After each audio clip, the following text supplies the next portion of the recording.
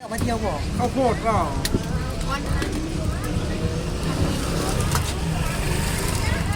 เอานานๆหน่อยใช่ไหมนอนหมึกเป็นอย่างนั้นอยู่แล้วนอนหมึกเป็นอย่างนั้นอยู่แล้ว นี่ผัดพริกแกงเหรอ ใช่ถ้าหนวดหมึกเนี่ยที่แรกผมก็ว่าไม่สุกวันนั้นผมเอาไปทำเป็นต้มยำพอไปทำต้มยำแบบต้มแบบจนน้ำเดือดเลยครับพอมากินพริกแกงมันก็เหมือน ไอ้เท่าไหร่แม่ นะเหมือนกันลูก เท่าเรา ค่ะ เท่าไหร่ให้ดูหน่อย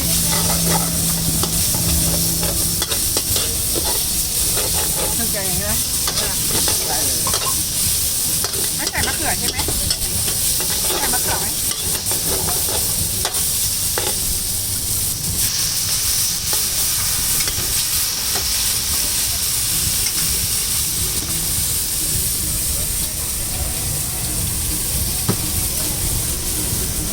ไม่ค้าข้าวไข่เจียวครับนะจ๊ะอย่าไม่ใส่น้ำตาลนะใส่แต่น้ำปลากับผงชูรสนิดนึงเอาตรงนั้นเหรอครับนี่ค่ะแค่กินเนี่ย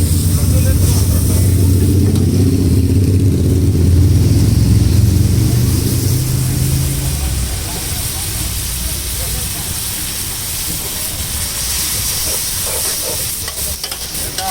อันนี้ของใหญ่เป็นเหลืองไก่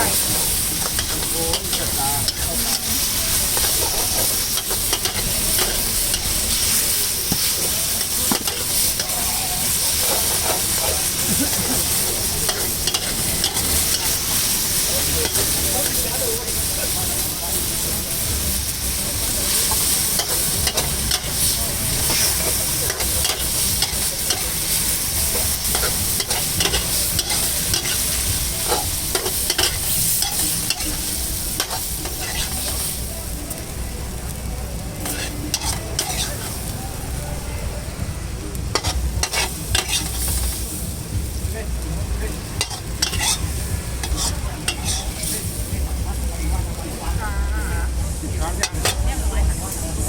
เป็นเหลืองไก่แล้วก็ชุบ